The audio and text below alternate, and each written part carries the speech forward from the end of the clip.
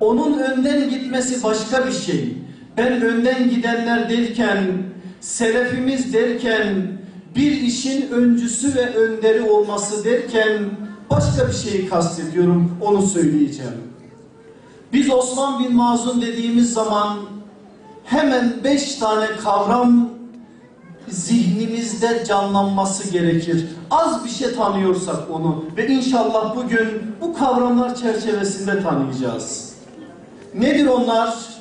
Zühd, ibadet, cihat, hicret, aşk ve ibadet Osman bin Mazun'u bize özetleyen, bize onu anlatan en güzel ifadeler. Zahitliğin kitabını yazan ama söz ile değil, ama kalem ile değil, hayat ile yazan birisi o. Gerçek manada abid nasıl olur? Allah'la kurbiyet, ibadet maksadıyla nasıl, ibadet amacıyla nasıl ortaya konur? Bunu ortaya koyan bir abid.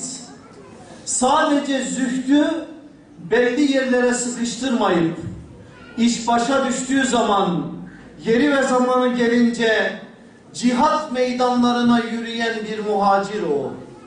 Ve bazen iş, anayı babayı, evi barkı, işi gücü terk edip iman adına Habeşistan'a gitmek gerekir oraya, dönüp gelip Yesrib'e gitmek gerekir oraya, oradan oraya giden gelen bir muhacir sadece 15 yıl yaşayıp 15 yıl içerisinde 15 yıl anlatabileceğimiz kadar bereketli bir hayat bırakan bir aşk insanı o.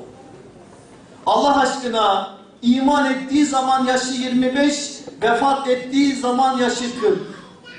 Ben susayım, siz gidin araştırın, konuşun.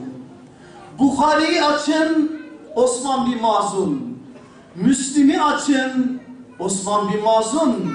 Nesai'yi açın, Osman bin Mazun. Ebu Davud'u açın, Osman bin Mazun. Esbab-ı Nüzul kitaplarını açın, Osman bin Mazun. Tarih kitaplarını açın, başta İbn-i Hişam, İbn-i İshak, İbn-i Sa'd olmak üzere Osman bin Mazun.